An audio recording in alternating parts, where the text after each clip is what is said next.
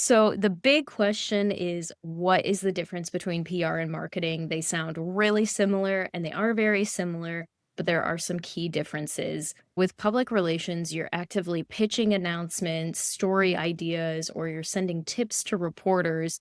And this is what we call earned media. You're not paying to get these stories in front of reporters. This is entirely free media where you are sending them story ideas and they may cover it. So this includes interview opportunities, book mentions on reading lists, featured blog posts, featured column posts, or opinion pieces or articles. So this is all, again, something you shouldn't be paying for, but you are putting in the work of finding these reporters or finding these opportunities where you can submit your own work, you can submit an announcement or an article, things like that. Whereas marketing, you're attempting to get your organization or your business, whatever your message is, in front of a wide audience through a strategic campaign that you're paying for. So this is paid media. This might be on social media, paying to boost certain posts. It could be paying for an advertisement on a website for your book, physical materials like brochures or handouts, and anything with branding or graphics. PR is important because it gets your book in front of readers who are already part of your targeted audience and a new audience of other readers who may be interested in your work and following you.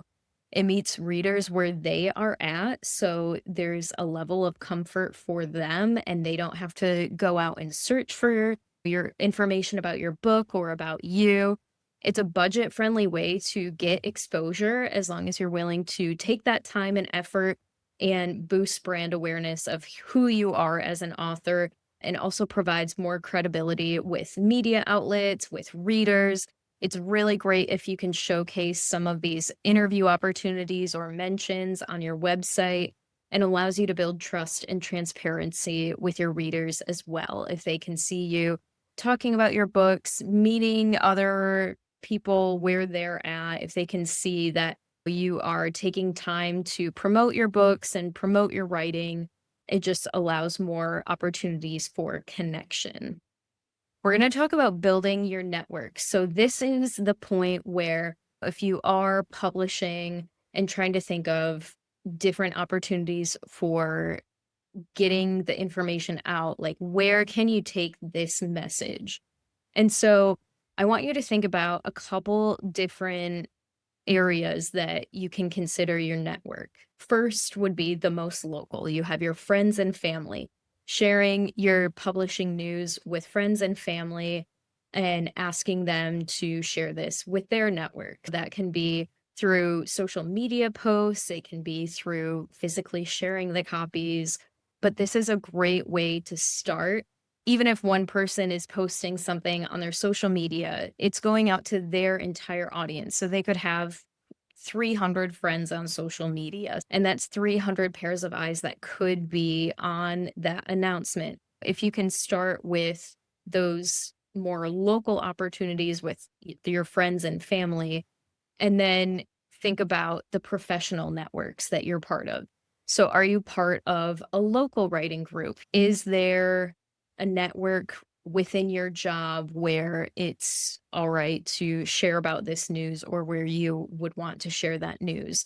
Are you part of different organizations? You can think about your college. If your college has different LinkedIn groups, or if they have professional societies, or if you were in a sorority, things like that. So that's another area where you can really get creative thinking about all the ways you're connected. It can be community organizations too, nonprofits you're involved in.